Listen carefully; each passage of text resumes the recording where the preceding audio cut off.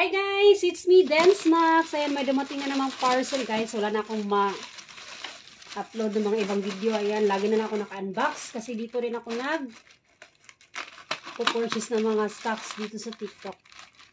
Ayan, pambenta ko to guys sa sari-sari store to guys.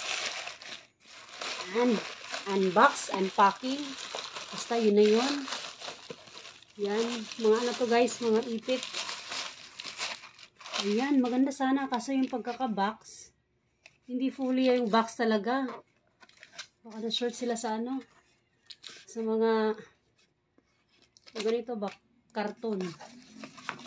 Ayan, oh wow, ang ganda. Wow, ito pala yung previous. Ito yung sinasabi sa ano, sa live na previous. Tingnan natin kung ano, naman.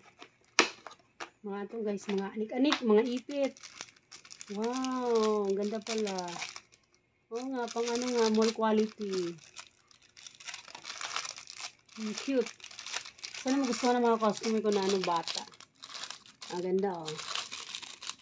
So tingin nyo guys, magkano kaya pwede yung benta dito? Magkano ka ang price nito? Kasi mahal to sa ano sa may mall. Yung mga nagbebenta ng mga ipit-ipit. Ang mahal. Ayan, tingnan natin yung isa. Nag-purchase ako nito guys kasi naka-sale sila kaya pa-order ako. O ayan. Buti may ano, magkaiba yung ano kulay. Maganda din yung ano, previous. Ayan. Wow. O, diba?